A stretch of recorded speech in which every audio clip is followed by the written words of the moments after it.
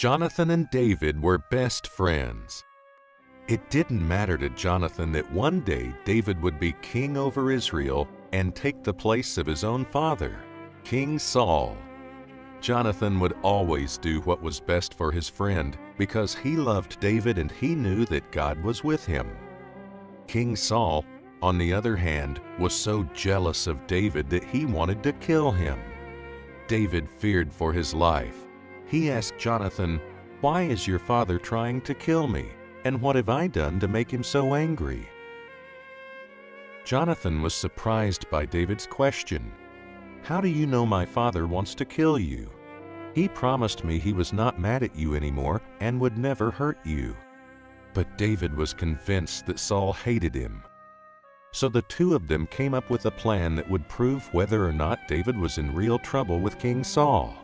When they were done discussing the plan, David hid and Jonathan returned home to his father. And so the plan moved forward. David did not show up for an important dinner with the king and his family, even though everyone expected to see him. If the king asked why David was not at the dinner, Jonathan was to tell the king that he was attending the feast with his own family. The hope was to find out whether Saul would be angry with David or not. As the dinner went on, the king could not help but notice that David was not sitting in his place at the table. He asked Jonathan, "Where is David, and why is he not here?" Jonathan wasn't even finished explaining when the king became very angry.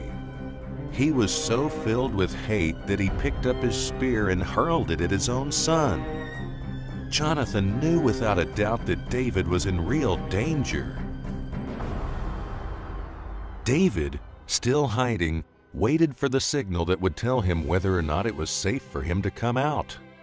Jonathan would shoot 3 arrows close to the target if David was safe, but he would shoot them past the target if he was still in danger. Jonathan shot the arrows far into the distance.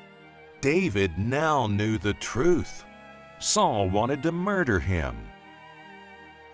As soon as he was sure he would not be seen by anyone else, David came out from where he was hiding and he fell on his face to the ground before Jonathan, filled with love and thankfulness for what his friend had done for him.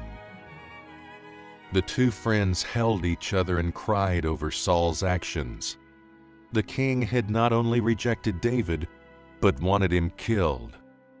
Now the two friends and their two families would be separated forever. David cried even more than Jonathan. So Jonathan truly loved David as his own soul. He knew that God was with David and that he would be king over Israel.